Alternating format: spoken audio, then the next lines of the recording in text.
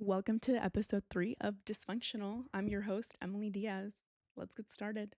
Are you like me and do you have so many ideas for businesses, creative endeavors, and just personal growth activities? And you live off of making lists and brainstorming and just planning for the year ahead? Same. But if your brain works like mine, no amount of to do list or brainstorming sessions will get you to get up and actually do them. In this episode, I will be sharing a science backed system that I use to achieve my goals, even when I'm struggling with my executive functioning. And I also discuss exercises that help regulate your nervous system if you find yourself stressing out, if life gets too overwhelming in the pursuit of your goals. So, before I started implementing this system that I'm going to share later on, my executive dysfunction was slowly ruining my life. It was getting hard for me to even take care of myself. I struggled with everything from getting out of bed, brushing my teeth, washing my face, and just moving my body in general. Those basic self care tasks that for normal people are so easy to do felt like I was asking my body to run a marathon. I'm serious. And I know some of y'all know how that feels. I was slowly losing myself and my ability to live independently. This got in the way of my friendships, career opportunities, and overall development as an adult. I felt this horrible guilt going from being an overachieving high school student to a barely passing college student to an ambitious but exhausted employee that barely trusted herself. Even during the seasons where it felt like I had my life together, about every 3 weeks, I would go through waves of complete irritability, hopelessness, and isolation. I would say no to jobs because I didn't feel confident enough to work them. I would cancel on my friends that wanted to hang out, and I would lay in bed for days, both numbing or sulking in my depression, irritability, and anxiety. I would go from having these amazing jobs, social connections, and properly taking care of myself to being unemployed, lost, and just confused about my next steps in life.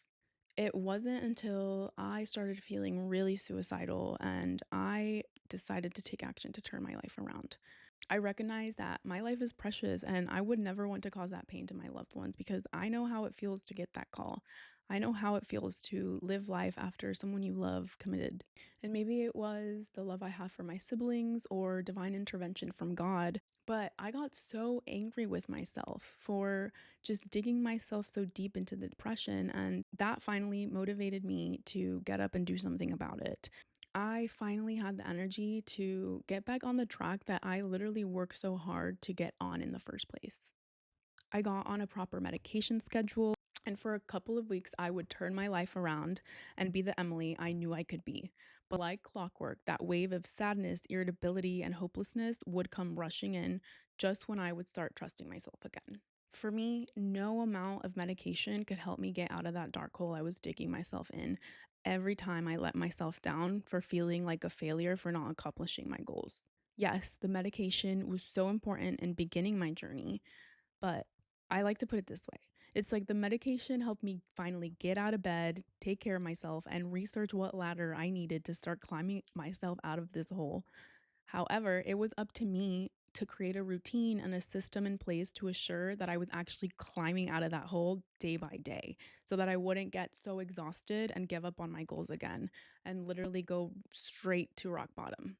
And I'll be 100% honest. I have fallen to the bottom many a times, but now I know exactly what I need to do to get back up and start climbing again. And if you don't have those tools that you need to navigate the challenges that come from executive dysfunction, you'll keep reverting back to your old patterns and behaviors without having enough self compassion to keep chasing your life goals. And you deserve to keep chasing your life goals. That's why we were put on this earth, baby. Yeah, but be realistic with your goals. But at the same time, I always say Delulu is the Salulu.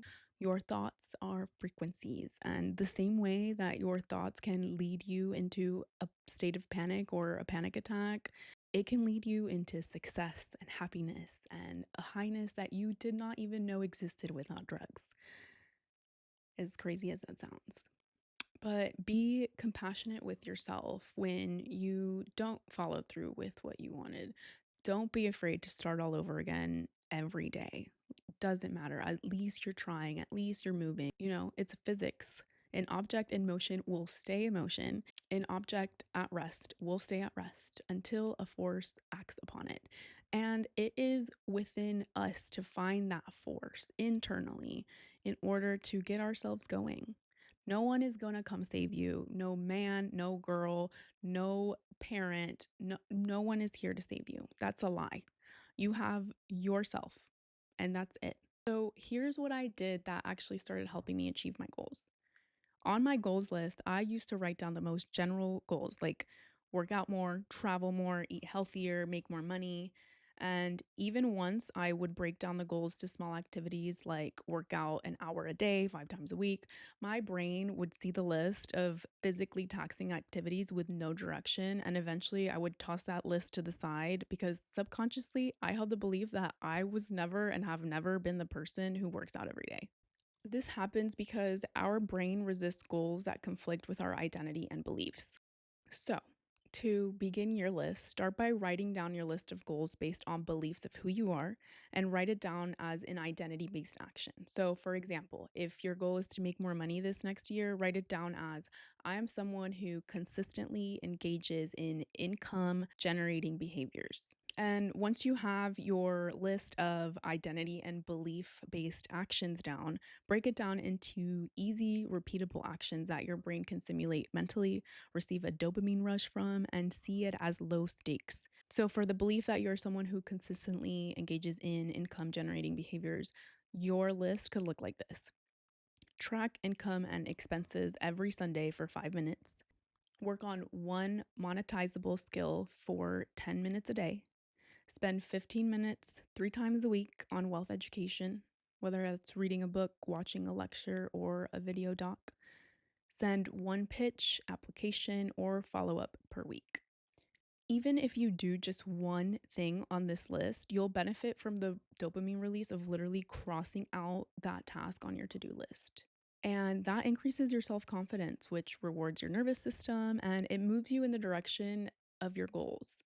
Neuroscience shows that consistency beats intensity. Safety increases problem solving and creativity, and dopamine reinforces repetition.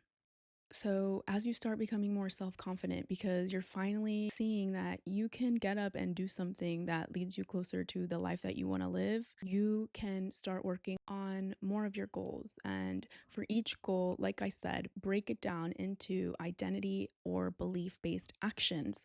So your brain can see that and say, oh, I trust myself. And this isn't a big deal if I get it done or not, but I'm going to try anyways. And don't get me wrong, there are so many times where yes, I have this list of actions that I need to do, but my executive dysfunction still stops me from getting up to do it. And so in times like those, I literally have to tell myself like count down, like okay, 3, 2, 1, and at 1 I'm going to get up and do it. And literally tell myself like okay, I'll do it for literally 2 minutes and if I don't like it, I'll stop. But usually like once I literally get up and sit down and start doing it, I will of course want to keep doing it. I do that a lot for working out too, because I'm like, I don't feel like working out. Let me just go like walk 5 minutes on the treadmill. And once I'm there, I want to do more intense workouts. So it's literally just about hacking your brain and your body enough to get up and literally do that activity that you have written down. And it's not going to come easy. Like I said, some of us need medications to follow through with everything, and other people just would rather not take medication and keep working on it. And, to each his own, do what you got to do. So, struggling with executive dysfunction ultimately leads me to struggle with emotional regulation. So, that's something that I'm constantly trying to work on. Um, this year, I fell into a state of panic and exhaustion over so many things all at once. I felt hopeless thinking about the horrible conditions at the detention centers, the rise of hatred and division within our communities, the dismantling of social welfare, environmental and economic protections, all while trying to process emotions from my dysfunctional family dynamics and PTSD symptoms. Thankfully, though, after decades of suffering from panic attacks, I learned that for me, the easiest way to calm my body after my sympathetic nervous system takes over is to jump in the shower and stay there until my heart rate literally goes down. The hot water activates your parasympathetic nervous system, which is the part of our nervous system that is in charge of calming your body down.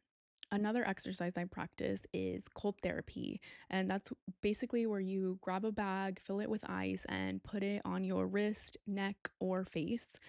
You can do it with any kind of cold item. Like it could be a single ice cube or a cold soda or some peas in your freezer. Applying cold to areas like the face, the neck, and the wrist stimulates your vagus nerve, which helps slow down your heart rate and activates your parasympathetic nervous system. The last but quickest exercise I like to use is called the physiological sigh, and it is when you inhale twice through your nose and exhale once through your mouth. So it's like,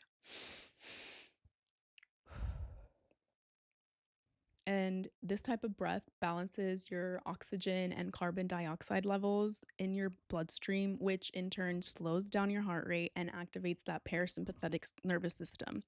Your body actually does this naturally when we're yawning. Next time you yawn, notice, see, I just did it. Fun fact, when you say the word yawn, I don't know why, I'll have to look it up, but you start wanting to yawn. So sorry about that. And also, animals use this as a way to calm down as well. So you could say this is just an innate behavior that animals and beings have.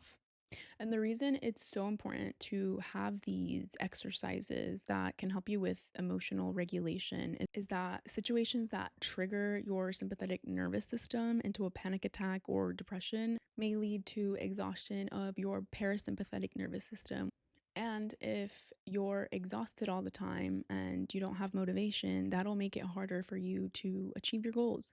And what's even more concerning is that there's evidence that this type of stress leads to cardiovascular diseases later on in life. 2025 has been a rough year, but together we can make 2026 a better year and a year to remember. But it starts with working on ourselves so then we can go help our communities that are in dire need right now. And this has been episode 3 of Dysfunctional. I hope that this episode is able to help at least one of you guys achieve your goals. And if it does, let me know how it's going. And I am so proud of you if no one has told you that today. Goodbye and see you next year. Let's put my brain back together, y'all.